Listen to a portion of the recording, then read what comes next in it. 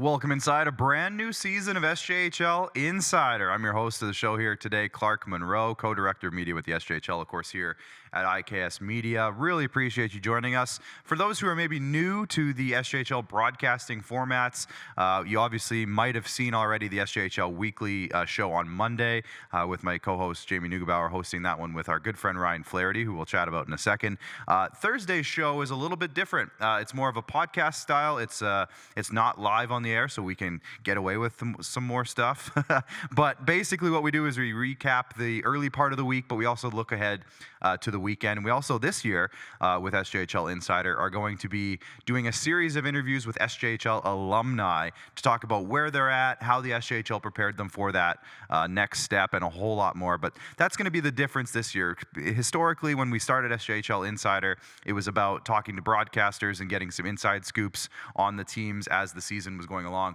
This year, it's a little bit different. We're going to be talking to a lot of alumni and getting a little bit of a look into our Stay Here, Play Here program, but as well as our Success Starts Here model. So we are going to be doing that a lot this year. Today's guest is going to be former Melfort Mustangs forward Ben Tkachuk, who is now with the University of Saskatchewan Huskies, and they have a big season coming up. So we're going to chat with him in just a moment. But first, we got to thank our sponsors, and of course, that starts with Canterra Seeds, Capital Auto Mall, Canalta Hotels, SGEU, Sask Lotteries, UPL, Chevrolet, Great Western Brewing, SaskTel, RBC, Saskatchewan Construction Safety Association, and Vaterstad. This is a new group of sponsors for me, a newly put together group, so I am so conditioned to saying last year's list is still burnt into my brain. So as I was reading that, I was like, oh, that's different. So anyways, shout out to all of our sponsors. They're the big reason we're all here, and we're able to give so much good coverage to the league that we love. And this guy loves it more than anybody, I'll tell you what. Jamie Neugebauer, welcome to the show, buddy. Thanks for joining me today. Yeah, it's always a treat to be on here. Glad you made it through your flight, your airplane problems in Toronto, but at least you got to stay in the greatest city in the world a little bit longer. Of course, being Toronto, Ontario. But Clark, it's a great new year. So excited to be back here. Yeah, so for those who might not have heard, I had a bit of an interesting, well, not even a bit of it was a very interesting Sunday night leading into Monday. We had a flight back home from Toronto. I was there for a wedding of a good buddy of mine, and we got to the airport. We got through security. It was like 10 p.m. at night. Our flight was supposed to leave around 11. We got 4 delays because of weather issues. And then after midnight, they just said, hey, your flight's canceled. Good luck.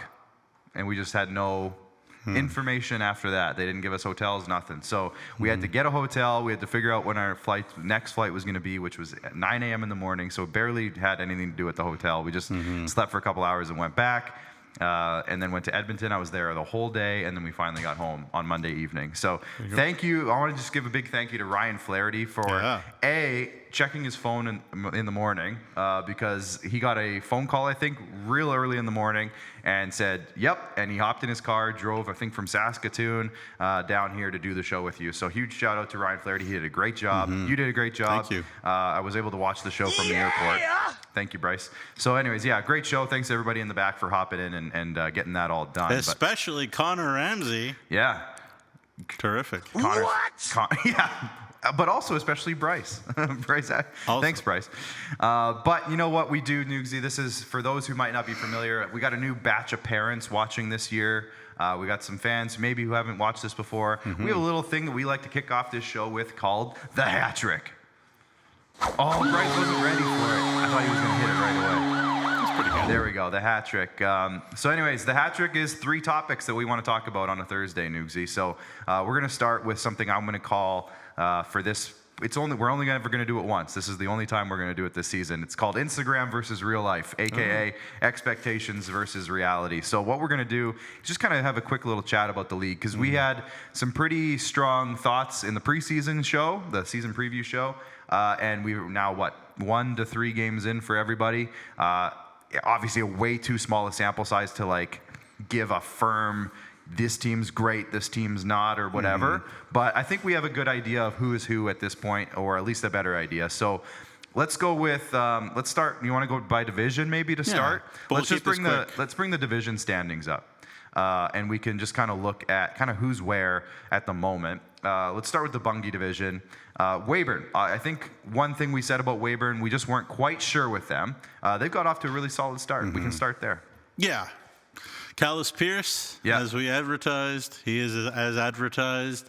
Ty Matanovic and Preston Patnod too.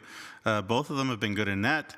They ran into a buzzsaw that we'll talk about later up in Humboldt. But I think Cody Mapes has got a big smile on his face because we remember last year, 4, 5, 6 games in, they were like 0-5. So it's different world for Humboldt. They're more complete right now. We were talking about last year early on for them is we're just not sure. They might not be able to get out of 4th in the division because they were struggling for the first, like you said, 5, 6, 7 games. And then they got that slew of players all at once. They basically got like 7 players all at once. And it changed everything. So they're off to a great start. Melville and Yorkton, I would say, and Estevan, we just don't have a ton of information on them yet because they've only had 2 games.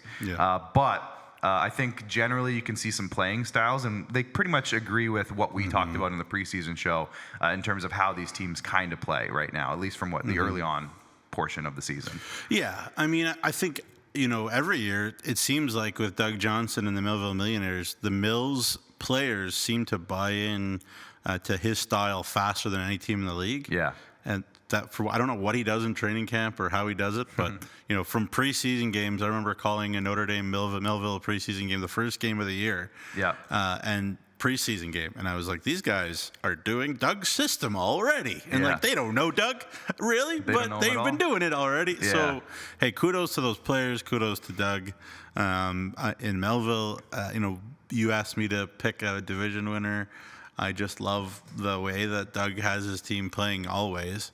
And those boys have bought in, and they could easily have been 2-0 if it were not for Dylan Adams and Estevan. So, good start for all the teams in the Bungee. I think it's fine. Yeah, everybody started, but I think it kind of just goes to show because my big thing on that division in the preseason show was I think this is a division that could, depending on how certain things work out, could go all 4 ways. I could see all 4 of these teams catching fire and going on runs. And they're all 4 such different stories. Yes, they really are. Yeah. It's a really, really interesting division. Just quickly talking about the UPL division now.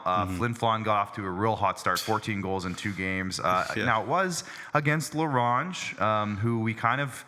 It's not that we're saying that they were, going to be at the bottom of the league at the beginning of the season or in the preseason show, but they are a very young and inexperienced team, and they come up against a Flin Flon team who was coming off a very hot preseason.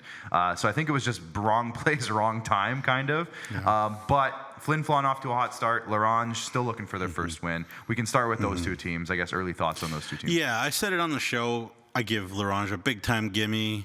Yeah. There were some health problems with Killer. So Kyle Graham was on the bench, which is really not ideal. No disrespect to Kyle Graham. Yeah, he's fresh. Zane Normand actually was a assistant coach, as he's their captain, but he's hurt, so he was an injured assistant coach. So it wasn't ideal. La Ronge, not the deepest team with no disrespect. Already more less deep than they would hope. Right. But still, if you're Flin Flon, you got to beat who's in front of you. There were times last year, especially earlier in the year, where it felt like the Flin Flon Bombers felt like if they just put on that Bomber jersey, they would just win, and that's not how it worked, and Mike Reagan knew that. But this team has decided that they're going to buy in and play the Bomber way right away. Right. So, you can only beat who's in front of you, the old cliche goes, and the Bombers beat up on them. And, I give La Ronge a gimme, but give Flin Flon full credit. Yeah, and then Nipawin Melfort, they played opening night, but then Melfort played again on Tuesday against La Ronge. They beat them. It was a closer game, though. Yeah. But we think I'll just speak for myself, I guess, but I thought Nipawin is going to get off to a great start. It was a very good game on opening night in Melfort, but they did get the win. Melfort bounced back. So I guess not enough to talk about there with those 2 teams, but solid starts, I think, for both teams. I don't think either one's worried, or I think Nipawin's pumped right now, but I don't think that Melfort's worried about that opening night loss. Well, I mean, if you don't have your tickets for the Centennial Arena tomorrow, honestly, probably get them now because that Nipawin Flin Flon game is going to be a doozy, and they're probably just itching to play another game in they haven't Nipawin. played They only since played last one Friday. game, So Yeah. and it was a big one. They went into the House of the Champs and beat them. Yeah. Gage Roberts showed who he was. Their power play was cooking. Three of their goals were on the power play. So, you give Nipawin power play opportunities. Yep. I don't think it's a big stretch to just say you're in big trouble if you do that. Sure. But so far so good for Nipawin, and Trevor Blevins is going to just keep on trying to improve this roster, which is already very deep. Yeah, so for that was the UPL division. Now we move to the Nutrien division. A quick wrap up there. Yeah. Humboldt is who we thought they were going to be early on. 9 goals for, 1 against. 9-1 in their first 3 games. 2 shutouts, and that was maybe something I personally didn't necessarily. Exactly, thank you, Bryce. I didn't necessarily see that hot start. Now it was against Warman, but or one of them was. But at the same time, they also, like you said, beat Weyburn. Shut out Weyburn. So, I mean, a very, very, very good start by the Humboldt Broncos. You can also maybe throw Warman in here because they played them twice, but Warman's still looking for their first win on the year. Obviously, the community seems to have gotten out behind this team in a big way, so shout out to everyone in Warman. They have a big weekend coming up. Maybe we'll talk about that later on in the show, what's going on there, because they're coming out hot with the marketing. I got to say, I'm loving it. I'm loving it. Why not? So shout out to Humboldt, hot start. Warman, not so hot, but thoughts on those 2 teams, I guess, to start. Yeah, first of all, for Humboldt, 3 wins, 1 goal against, as you said. Still haven't played their best hockey. Yeah. Like, obviously, why would you hope that you play your best hockey 3 games in? But it's not like they've lit it up like a Christmas tree, like Flin Flon did. And I think the model that they have is very much based on Melfort's model last year. Do they have just a litany of explosive offensive players? No, they don't. Certainly they have Jacob Streetsy. Melfort had Riley Kotai last year. Certainly they've got an incredible goalie in Charlie Tritt. Obviously Christian Coombs was incredible for Melfort last year. So you go down the list, and I really kind of compare that, and obviously that's a positive thing for Humboldt. Their power play, Humboldt's power play has not looked very good. Some teams have, even if it's early, but not Humboldt's. But I'm sure they'll be fine. I love the way that Braden Klamosko has built this team. It's gritty. It's hard to play against. They have in Knutson and McElwain, and they added Easton Adrian. Yeah, and they have Easton some really Adrian. good young D-men. Like, they're just. We'll talk about Easton They've got great Adrian in a sec. forwards that can play both sides of the puck. Connor Miller and Jeter Cordy and Skogstad and Huey and Penrod. All these guys play both sides too. So there's so much to like for Humboldt. A lot of fluidity with that forward group. Yeah, that's a good way to put it. Great face-off guys, which we'll get to in a second. But then, to Warman, again, 3 games in, 3 losses. I don't think they've played that poorly. They just have an inability to score. I think that's something that Brad Pilkington is probably staying up at night trying to figure out. I think they are winger heavy. They've got a pretty good D-core. They don't really have centermen outside of Cam Sarna. I think they were a little bit out-muscled a bunch, especially against Humboldt. Being a bigger, heavier team, and lost some of those board battles, turned into goals backdoor and whatnot. So I think Orman's got lots of positives to take, not the least of which is great marketing. So there you go. Yeah, I'm going to talk about. Stay tuned. This is a teaser for later in the show, because there's something big happening in Warman this weekend. Kindersley Battlefords. Battlefords honestly off to a nice start. A ton of penalty minutes. Well, leading the league in penalty minutes. The Kindersley Battleford series was a punch-up. Yeah, both of the teams are leading the league in penalty minutes early on. But, again, small sample size with both teams. They split their weekend series together, and Battleford's got to win the other night. But I don't know, Nugsy. I think a lot stays true to what we talked about with these 2 teams. For now, at least, Battleford's, look at where all their production's coming from. The 3 guys we talked about, Nittig, Campbell, and Zacharias, a lot of their offense, and Granger at the back, a lot of their offense is coming from those 4 guys, which is fine. That's great. Is that sustainable? Where will they get some depth scoring? We'll find out as the season goes along. And Kindersley, I think, it was a 8 goals for, 8 goals against opening weekend. What are you going to do? I mean, it is what it is. I think there's a lot more to this Kindersley team, and I think we'll find out very soon a lot more about this Kindersley team. Yeah. Well, I'll start with Kindersley. I look at Kindersley and Nipawin exactly the same way. Sure. In that there's a lot of returning players, a lot of good players that we like. but two groups of guys that have never really been at this level on winning teams. So that is an adjustment. Again, kind of similar to the way Yorkton was last year as well, if you think about it. Yeah. Right. And so we're gonna find out, can they win ugly ones? Well, like when they're in a team that they think is a lesser team at their barn or whatever, like, are they going to take their foot off the gas and think it's an easy night? Because in the SJ, that's going to be a loss probably, as every coach would say. Those kind of things are things that Kindersley and Nipawin will go through, I think, this year. Now, obviously, they have all the weapons in the world. They probably need to stay out of the penalty box, and that'll be, Kyle Schneider wasn't the type of guy to stay out of the penalty box when he was a player. So it'll be interesting to see, how he can kind of rein them in. But it's easier to rein a team in than to rev them up. Certainly, Connor Logan's guys have played better than I thought they would right away. I'll be completely honest. Obviously Gavin Granger's taken a big step forward just offensively. We knew he was good steadily in his own end moving pucks, but generating offense, he's been awesome. I think to your point, and we'll maybe leave it at this, but I think that's a really good point about Kindersley and Nipawin specifically is, yes, we're very excited about their rosters coming into this season, but like you said, they don't have that culture of winning yet, because this is the start of that culture. But they can develop it. They can develop it. So I guess we're going to see, and it'll come out. We'll find out, like, over the course of this early part of the season. Do they have that culture, forming? Is it building? Is it coming along? Because, like you said, it's not easy to win in this league. It's not easy to win sustainably and consistently in this league over a stretch of years. And this is the first year that both of these teams have that. Maybe the expectation that we're putting on them early, because it's still a young group that's moving forward into this realm. So we'll find out. We'll find out. The rosters are there. Let's see what they can do.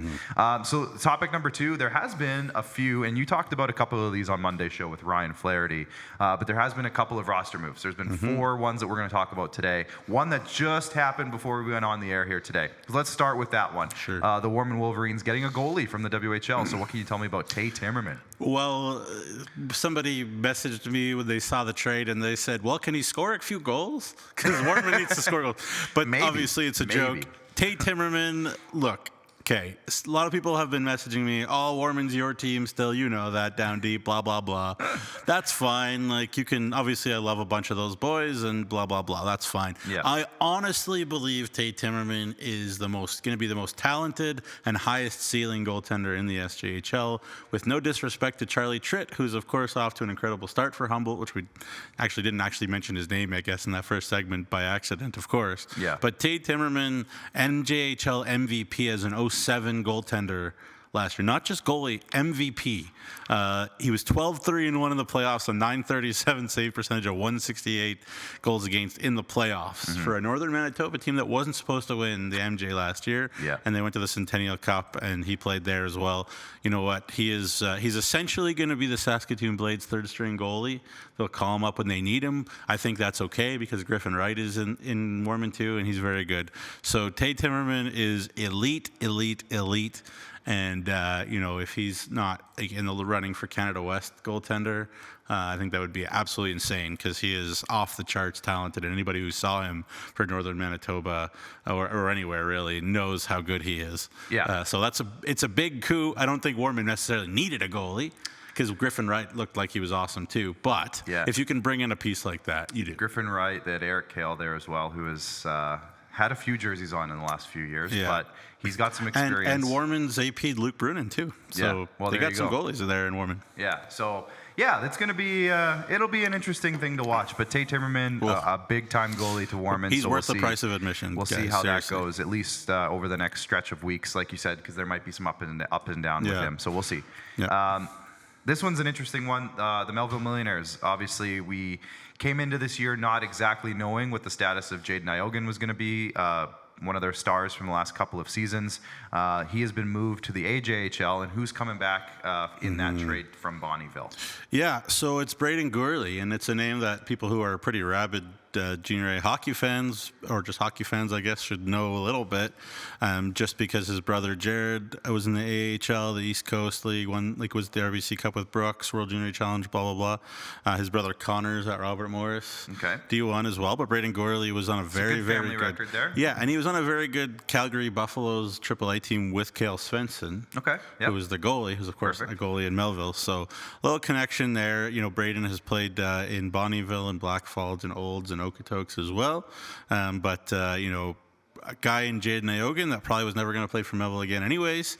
So it's a good piece of business for Doug. Yeah, and, in our preseason chat with Doug, if you can watch it on our SJHL YouTube channel now, he did straight up make a statement. If a guy decides they want to try something else, they won't be coming back here, and he's sticking to that. So kudos to Doug. It's a line that he has drawn in the sand, and he's doing what he's got to do. Yeah, I should say Braden is a centerman, an 07 centerman. I think, again, going back to Brett Pilkington and the Warman Wolverines, where do you find centermen? Yeah. They are hard to find. Sure. And so Gorley is a centerman, and he'll be a pretty good one. He'll get a great opportunity. And there's a good forward core around him in Melville right now. Yeah, he'll get a great opportunity there. So the Melfort Mustangs and the L'Orange Ice Wolves made a swap. Now, this was, I think, one you talked about already on the show, so don't spend a ton of time on this, but just give us a recap of kind of the pieces going either way. Yeah, so Ryder Ellis did play a game as a call-up for L'Orange a couple of years ago, but he spent last year between Lethbridge and Moose Jaw in the Western League 59 games. Big boy. 6'6", Battleford's AAA, not a points guy really anywhere in his career, which is fine. Zach Turner wasn't either, for example, in his life, but that's okay. He's a Meadow Lake boy. And speaking of Meadow Lake, beautiful new rink up in Meadow Lake at the Meadow Lake Co-op Center. I'm sure Ryder's been there to check it out, but I'd love to see a neutral site game in Meadow Lake at some point there. Right. I think that would be Kyle, terrific. Let's get on it. Yeah, get that going. But yeah, Ryder Ellis to Melfort. Trevor Blevins bringing on a big Western Hockey League defenseman. Yeah, where have we heard this before? It was like, where have we seen that? So, anyways, yeah, they sent Noah Aldred to L'Orange, which is, he's an 07 as well, big boy, so it'll be interesting. And, a place where I think he'll get a really good opportunity to really show up and get some good ice time out there. So that's great. I think it's a good trade for both teams because everybody kind of wins. L'Orange was never going to get Ellis. Yep. And they got a good young player to put in their core and build around with them. So sense. That's great. Sure. And then Easton Adrian, this is one that you were really excited about. I can't remember exactly how much you talked about it on the show on Monday, but not much. A guy who's a Div 1 committed player who he's had a track record, ran into some injury issues over the last year and a bit. So Easton Adrian, though, Saskatchewan kid coming home for his 20-year-old year. He's an 05, right? So big player, kind of seems like he might be fitting perfectly with what Humboldt's kind of doing right now, and a nice acquisition to start the year. Anytime you can get a guy like that, a 20-year-old with a Div 1 track record, a lot of hype kind of as he was coming up through the systems, and a Saskatchewan boy coming home, I feel like it's a win all the way across the board for Humboldt. Yeah, I mean, you look at their vets on the back end for Humboldt, McElwain and Knutson especially. Unreal. Neither of those guys are, well, they're great players, but neither of them are really power play quarterback type guys. Easton Adrian only played 6 games last year, and the knock on him was always foot speed. Right. But the numbers speak for themselves. 77 points in 108 AJHL games with Drumheller. As you mentioned, commit to RPI, D1 NCAA. He had 2 big campaigns with the Drumheller, as I said, in the AJ. So certainly a guy with pedigree. It's a low risk, high reward type of a situation for Humboldt. I know a lot of teams were in on him, trying to get him, as well as Ellis's rights too. But I mean, Braden Klamosko and the Broncos obviously have a lot to offer Easton Adrian, and boys back home. So there you go. As he said, it's good to see Saskatchewan boys back. So some movement early on in the league, but everything's shaping up, and I'm sure we'll see a little bit more over the next couple weeks as well. Topic number 3 of the hat trick. Let's just, for fun, I know it's early, but let's have a look at the stat leaders and the face-off percentage leaders, which is a new one for us, but we're going to do this a little bit more often this year. I love my face-off guys. As you can see, it's all Battleford's at the top, and like I said, Lincoln Fisher jumped up there. It's not Raiden Zacharias, but 4 Battleford's North Stars leading the way, and of course, that comes from scoring 13 goals in your first 3 games. That's going to happen. But a lot of those points are coming from, 4 or 5 names. So again, we're going to have to see, will that depth kind of come through? We'll find out pretty soon. Lincoln Fisher is such a legitimate talent. Yes. Like, please stay healthy. I know he's a little guy. I know he works really hard. I know his teammates love him. Stay healthy, Lincoln, and you're going to have a great... We're excited about Lincoln Fisher this year, for sure. Such a player. Let's put that board back up really quickly here, just as we kind of go over the rest of the names there. As you can see, Callis Pierce off to a great start. Nukesy called it from the preseason show. Kagan Lowe, a big acquisition just before the season started for Kindersley. He put up a nice opening weekend. Ryder Muka, not surprised there that he's got 4 points in 2 games. Xavier Fauchon, sounds like he's kind of living up to the expectations in Flin Flon there. Boston Harkness, a great start to his season in 2 games. Not a big surprise. Not a big surprise, but a good to see for Melville. I'm sure, like we talked about, one of their things was where are they going to get points? We said Boston Harkness is going to be a big part of that. Yep. And then Cooper Flath, a great start for him too in Kindersley for the young player there. So that's the scoring leaders. But Nugsy, a new segment this year, face-off leaders. Love it. Face-off forces, sorry. Look at the top guy there. Unbelievable, Lucas Schmidt. We talked about him like 40 times last year because of simply just his face-off ability. And look at him this year. Unbelievable. Yeah, I mean, he's not just a face-off guy. No, I know, but we talked about him a lot for his face-off. Well, I mean, I thought of him as a defensive guy and a face-off guy, but he's shown to be good offensively. But yeah, I mean... Again, I love face-offs. I think it's such an underrated part of the game. You start with the puck. It makes such a huge difference in special teams especially, but all sorts of ways. But I think, there were 4 guys, I messaged you about this when I compiled these, 4 guys that, probably you could have been there like, yeah, okay, that makes tons of sense to see, Tony Campbell and Skogstad and Moldy. But what about Cam Sarna? 07 Manitoba boy, just from Winnipeg in the Manitoba League in the offseason, and a guy that actually Ian Biors, who's down in the Null right now, was saying that he knows him really well, and he said that Worm's got a good little player, and him scored as well against Battlefords, and so Cam Sarna, what a great start for his Warm Wolverines career. We love that, and look forward to Face-Off Forces being a weekly addition to SJHL Insider. We're going to give some love to those Face-Off killers. Yeah. But this guy that we're about to talk to, Nugsy, I believe he's ready, right, Bryce? Yep. Okay. Well, I heard him down the hall. I better put my This guy was a force as well when he was in the SJHL. We love talking to this guy. Melfort Mustangs alum, now turned U of S Husky forward, Ben Tkachuk. So let's bring in Ben now. Benny. Thanks for joining us today, buddy. How are you? I'm good, guys. Thanks for having me. Appreciate it. Oh, absolutely. As soon as we talked about this new segment that we were going to do in this show every week being an alumni segment, Nugsy's first thing was, let me text Ben. So you were the first one, I promise. Not making that story up. It's good to hear, Nugsy. I'm happy to join for sure. Hey, did you know that he did color for me for a game once? Yeah, I did. And he was lights out. Yeah. What a game that was too, eh? One of your guys scored 5 goals or something. It was crazy. Yeah, Curtis Hammond. Yeah, that was a heck of a night for him. Maybe I'll get on the mic again after my playing career, Nugsy. I'll give you a call. Perfect. Well, I think you got a fan here. I know that for sure. Terrific. So let's just go over the first. You've been in the U of S now for a couple of years. Your first couple of years there, how have things been going with the Huskies? It's been going awesome. Obviously, last year was a pretty big success for us. We ended up winning Canada West. Didn't finish our ultimate goal of winning nationals, but we won bronze at the tournament in Ottawa there. So that was a really good experience for our group.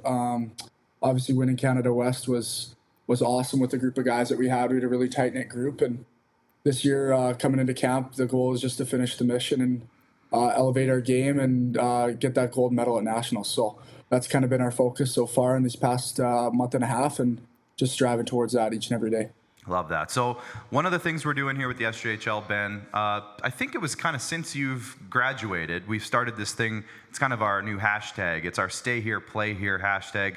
And we've started this new one, Success Starts Here. That's a new program that we're starting up.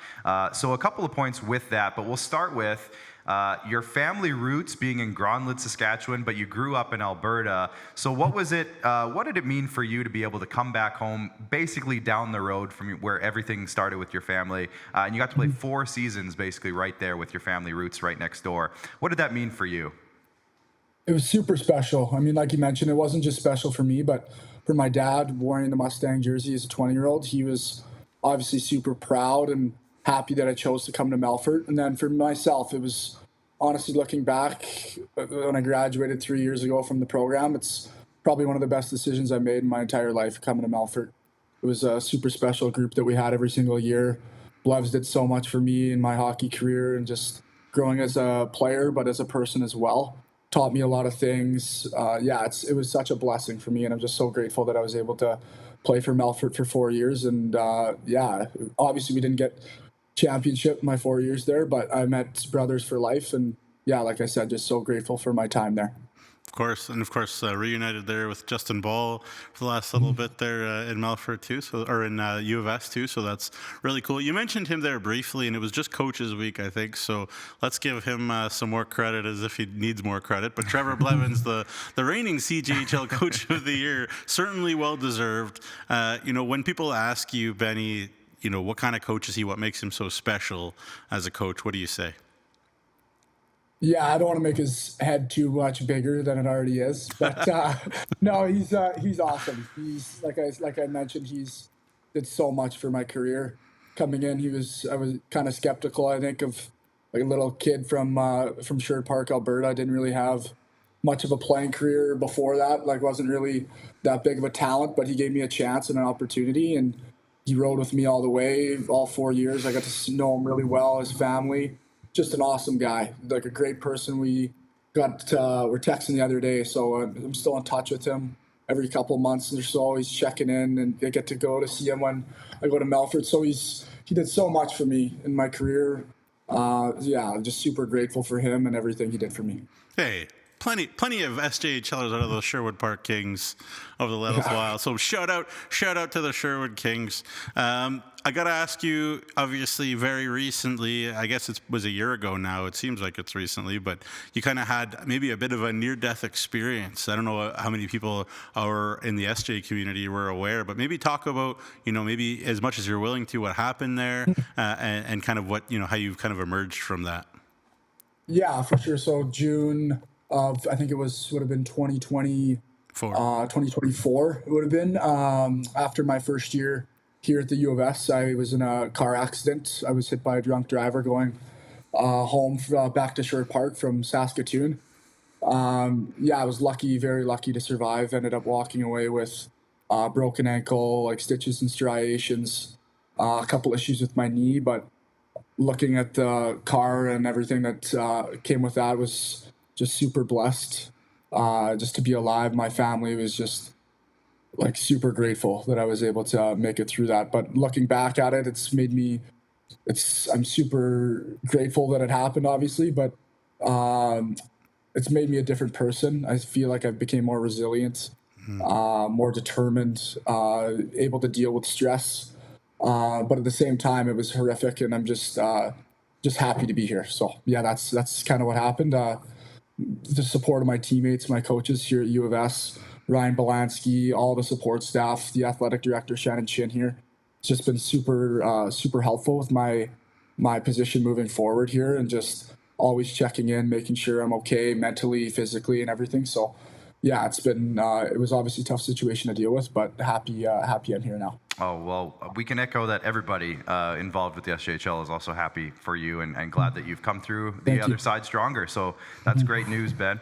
So you mentioned during your 4 years, you guys didn't quite get all the way to a championship. But I don't know if you've noticed, Ben, they've won a couple since you left. I'm going to say, I'm sure you noticed. I'm going to say you were a part of maybe the start of that foundation of that team that kind of went on a bit of a run, and they're still on that run. So what did you remember about the team culture the last couple of years you were in Melfort? Because obviously you guys were very strong. But what do you remember about the foundation and the team culture when you graduated? Just a really close-knit group of guys, honestly. If there was one phrase to put it, we spent a lot of time with one another. I was talking with, obviously, we got a couple new Melfort guys on our team this year, that Zach Summers and James Van, and just mentioning kind of them and my parents, just looking back on my days in Melfort, and guys like Ty Sugar going back and coaching, Clark Huxley going back and coaching, just kind of shows, I think, the group that we had, how much they loved it in Melfort, how much, and it's a credit to Blevs, again. he's willing to keep guys, and guys are willing to stay there instead of going to the WHL or going to the BCHL. There's a reason to play for Blevs. There's a reason these guys stay. It's because Blevs is a great coach. Melfort's a great community, and there's a great culture there as well that you want to be a part of. So I'd say looking back, yeah, it was just a really close-knit group that guys enjoyed coming to the rink every day and winning games. So I think we competed really hard in practice and had a really close bond off the ice, and that's kind of what attributes to their success, I would say. There you go. Hashtag stay here, play here, Nugsy, in effect. So with that in mind, all that stuff you just mentioned about the team culture and how that team was run, how do you think the SJHL prepared you personally, Ben, for the next level, the U Sports level? How did going through those 4 years prepare you for what you're doing now? Yeah, I mean, for sure, coming into U Sports and playing for the University of Saskatchewan, I wasn't really a highly touted prospect, I guess you could say. There's a lot of skill on this team, a lot of WHL alumni that have over 200 games experience and have had really successful careers in the WHL and had a lot of skill. So I think for me, playing in the SJHL, what really molded my game is just to be able to play well defensively, play a more physical brand, a more physical style of hockey, which maybe I didn't appreciate as much at the time when I played in the SJHL. But when I got to U Sports, it was kind of a part of my game that I think stood out and was able to round out my game. I wasn't able to keep up with these guys' skill and as much as I did in the SJHL. So I think that's another, bringing up Blev's name again, but another reason that he kind of helped my game out was just really, really forcing me to play hard defensively. Like you guys were mentioning face-offs earlier, a lot of face-off work, a lot of stuff that really helped mold and shape my game into a 200-foot player. Yeah, absolutely, and it was fun. Certainly fun to watch you back there, back in the day, Ben. So great to see that you're doing good. But speaking of the U of S, obviously in this day and age, and I don't need to tell you, like the jump in interest and just commitments from SJHLers looking at and going to U Sports is as high as it's been since I've been, paying attention since I've been around. I guess. Not that guys maybe need an advertisement for the U of S, but just talk about what your setup is, how cool it is, and, what you maybe say to guys who are like, should I try the college route? Should I try U of S? Should I, what is it about U Sports that you find so special? Feel free to talk about U Sports even as a whole. Like, yes, U of S, but also just the league. I feel like it's a lot of quality there for sure. But he stayed here and played here. He stayed in Saskatchewan. It's true. Yeah, obviously there's benefits to coming and playing U Sports, specifically at the U of S. I'll start is just the facilities that we have here. It's just fantastic. The Merlis Belcher is a great facility, and we have access to great staff, strength conditioning coach, physiotherapists, everything you really need at the Merlis Belcher. And then coach is just a great coach. He's super technical, detail focused, detail orientated, and he connects with his players on a personal level as well, which I've really enjoyed, which was nice coming from Blevs too, who's also players coach, and coaches I would say is a players coach as well. And then the brotherhood here. Coming here, I wasn't exactly sure. Really, guys have living with their girlfriends, wives, going to school, kind of doing all this stuff. I wasn't really sure how close knit the group would be, considering there's other things that need to be put first before hockey, technically. But it's been awesome. Just to put it simply, it's been awesome just getting to know the guys. The rookie class that I came in and we're all really close, and then the vets that helped me out my first year and second year as well. We just have a really, really, really tight knit group, and we hang out all the time on the road. It's been a super special thing to be a part of, and I think if you could ask every guy in our room and coach and our assistant coaches as well, probably the main reason we won last year was how close our group was. So that's a selling point for me on University of Saskatchewan, and then U Sports in general is just it's a special place to be, special place to play, going to compete on a national stage against all these teams from BC all the way to the Maritimes. It's a cool thing to be a part of, and you never really know what you're going to get playing against some teams, but there's it's special. It's super cool going to try out these different rinks and play in different places all across Western Canada. It's been a true blessing, and grateful for my time here so far. Yeah, for sure. And again, for those that don't know, beating, Timmy Gould and Vaughn Waterroot and Justin Lees and a bunch of SJHL alum on the other side too in that championship in Canada West for Mount Royal too. So lots of SJHLers doing great things at the next level. Last one from me, Ben, and I know you and I could talk for hours. We have before, we will again, but we gotta keep it shortish. Ben, I know when I messaged you to put you on, you're like, I'm in Budapest. You guys, as a team, had your preseason little camp there in Budapest and played some games there with my good buddy Jarrett Penner. Was there with you. Who's one of the best kids ever. And obviously the expectations for the U of S is always high, but you guys come off of a bronze medal nationally. The expectations I'm sure must be high. I guess just talk about those conversations in the room from the coaching staff, from the players, just in terms of even taking that next step and how that little 1% is such a big percentage, from bronze nationally to gold nationally. Yeah, and like you said, like that last 1% is the hardest to get, right? So I mean, coming into this year, our main focus, training camp starting in beginning of August, kind of a week earlier. Our main focus is to start on time and just to elevate our game. So we want to just, like you said, just get that extra 1%. It's such slim margins, especially in a national tournament where it's win or go home. 3 games, you just got to win 3 games and you win it all. So our goal is to get there, of course, but I think our processes are our main focus right now. Heading into our last week of preseason here, we just want to work on our process and just continue elevating our game, whether that be, it's not the big things that are going to show up on the stage, but it's the smaller things, like the little details that we've got to dial on each and every day. And it's just those detail-orientated, and coach helps us out with that. And yeah, we're just focusing on that each and every day. I think it's in the front of all of our minds, so we're excited. Perfect. Well, Ben, appreciate the chat today and the time. As soon as Nugsy said that he was going to ask you to be our first guest, I was like, perfect. That's a perfect first guest to kick off the season. So good luck to your season this year, and I'm sure we'll chat again down the road. Awesome. Yeah, thanks, guys, for having me. I appreciate it. There you go, Ben Tkachuk. Melfort Mustangs alum. We'll call him a legend. But obviously he's off to a great start at the U of S, and really looking forward to how he does this year with the team. It's going to be a fun year for them, I'm sure. Nugsy, we have a big weekend ahead of us, and there's some stuff we were kind of teasing and hinting at earlier in the show as to why this weekend is pretty interesting for a couple teams. So why don't we look ahead to the schedule for Friday and Saturday. I even asked the guys to bring in Monday and Tuesday, because there is games on Monday and Tuesday this week, this upcoming week. So let's have a look here. This is Friday. Humboldt's going to be in Melville to take on the Millionaires. That's going to be a good one. Flin Flon and Nipawin, boy, that's a must-watch game. Estevan and Weyburn, of course, kicking off the Highway 39 rivalry in Weyburn this week. Warman is going to be in Kindersley on Friday night. We'll talk about what's important about Warman's game on Saturday next. And Larange will be in Melfort to take on the Mustangs. On Saturday, there's some interesting ones. So Melfort, Flin Flon. That's obviously, tasty. For the last few years, that's been the heavyweight battle.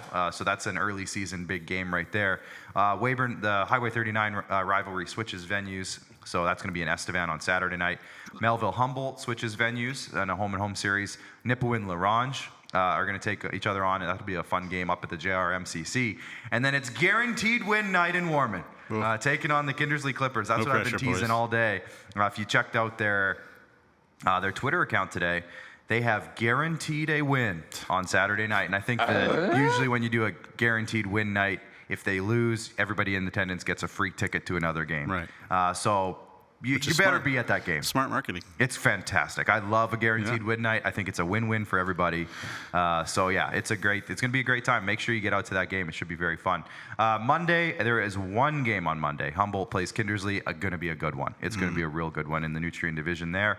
And then on Tuesday, I think we have 2 more games: Yorkton and Estevan, and Nipawin and Melville. So a big 4 days coming up of games. Nugsy, what are you looking forward to most this weekend? Well, I'll be in the rink tomorrow in Weyburn, and Ron Rumble, the great Saskatchewan Hockey Hall of Fame inductee, will be on hand, and they're going to honor him in Weyburn, so that'll be really neat. And obviously, whenever you see the Highway 39 rivalry, it's not friendly. They do not like each other. Yeah. The fans, the teams, it is fun. It should be an interesting one, because, we're still trying to figure out, still in the season, what is Weyburn, what is Estevan, so that's always a fun. And then the second thing I thought about when you were going going through that list is, it seems like early this year, every time somebody plays Humboldt, it's like a measuring stick game now. Yeah. Because we thought about that with Melfort last year, right? It's a measuring stick. It's a measuring stick. How good are they really? Mm-hmm. So now we're going to see Melville, at home against Humboldt. Right. They're home and home, and then Kindersley as well will take on Humboldt. So, again, Humboldt's competing hard. Ryder Knutsen's going to be an incredible captain for them. You better bring your big boy pants when you take on the Humboldt Broncos, because they're big boys. Yeah. And it'll be a lot of fun. Yeah, it's going to be a great weekend. Big shout out to Ron Rumble. Just wanted to emphasize that the Weyburn Red Wings doing a great job of celebrating him and his family and his accomplishments over the years. That guy's a legend. If you haven't heard about him, he was the general manager of the team for, I think, 20 years, and they won 8 championships. Yeah, they won 8 a lot. in 20 years. So the guy's a legend. Him and Dwight McMillan obviously were kind of a left-hand, right-hand duo kind of guy and kind of team, and they did some amazing things in this league and just in hockey in general. So huge shout out to Weyburn for doing that, and it's going to be a special night, I'm sure, for a lot of people. That's Friday night, so it'll be a fun one. But a lot of great hockey this weekend coming up, so make sure you get out to the rinks. But if you can't make it to the rinks, of course, you can follow us on all of our channels, all of our platforms, and we will give you all the coverage you can ask for. So make sure you get your Flow Hockey subscription, of course. That means you can watch the games online. Follow us on Facebook, follow us on Twitter, follow us on Instagram and TikTok. And we'll make sure we get you all covered for what's coming up that night, and then we'll obviously have coverage of what happened the night after the games are over, and in the morning we'll give you highlights. So make sure you bookmark sjhl.ca as well. Can I just make one complaint? No. One complaint. Oh, yes. Okay, sure. I was talking to Ryan McNally, who was filling in for Blaine Weiland for the Humboldt Broncos. And my understanding is that Blaine will be back real soon. Sure. And I think McNally maybe has his last game. But I said, this is how you pronounce a bunch of the Warnerman players' names. And he said, that's not what Brett said. And I said, who knows how to pronounce the names of players more, me or the coach? Probably me. I'd love to put that to the test. Can we have Brett call in now and do a test? Figure it out, Ryan. I love you. He's a great broadcaster. Did a great, wonderful job for the Broncos. Just throwing Ryan McNally under the bus. How to pronounce the players on the Warman Wolverines way better than Brett does. That's all I got to say. Oh boy. Well, calling you out. I think it's time for SJHL broadcaster boxing night, and Nugsie's going to fight Ryan McNally. Let's go. Fight. Nugsy always says fight. So yeah, we're gonna have a fight night, I think, with Nugsy and Ryan McNally. I'm looking forward to it. We'll let you know when it gets scheduled. Become best friends. Yep. Big shout out to our sponsors. One more time before we go, we have to make sure we thank all of them. Cantera Seats, Canalta Hotels, Capital Auto Mall, SGEU, Sask Lotteries, UPL, of course. All of our broadcasts are brought to you by UPL. Chevrolet, Great Western, SaskTel, RBC, Saskatchewan Construction Safety Association, and Vaterstad. So shout out to everybody there. Thank you guys for tuning in. It's a big weekend in the league. We'll be back on Monday with SJHL Weekly Nugsy. I'll hopefully not get a flight canceled on me again. So I should be here. But I think we're going to be doing potentially our SJHL Fantasy Draft on Monday. So that's usually a big thing every year. We'll have 3 to 5 games of sample size to work with. And there's always going to be somebody that Nugsy sneaks in that nobody else thinks of. Hey, Cody. Nuggsy's going to text all 12 coaches and say, okay, who's coming that nobody knows about yet that I can pick up in this draft? Anyways, we'll leave it there. But Monday, SJHL Weekly, we'll have you covered for everything. We'll be right back here. He gets last pick, right? Last pick? We'll have to do the randomizer. Are you just admitting that I'm good? Is that what you're saying right there? Because that's all I heard, really. But the thing is, Bryce, if he does get last pick, it won't matter because he's going to have some secret inside info that none of us have, so it won't matter where he picks. Call me the insider. Exactly. But we're going to have fun. Those picks. The big thing this year, Bryce, is that, yes, you guys have a team, but Benny Walchuk apparently is also going to have a team, and Jacob Faith. So we'll have 5 teams this year. Yeah. So my research. The talent pool is going to be a bit deeper, so we got to do some research. Yeah. So there you go. Send us a message. Tell us who you think we should draft. Yeah, let us know if you're listening to the show at this point. If you've listened all the way through, send messages and say, this guy's a stud, this guy's a stud. Because honestly, I might use it. It'll help me for sure. But anyways, appreciate you guys joining in. We'll see you next week. A big week of coverage ahead. And thanks for watching, and enjoy the hockey this weekend, everybody.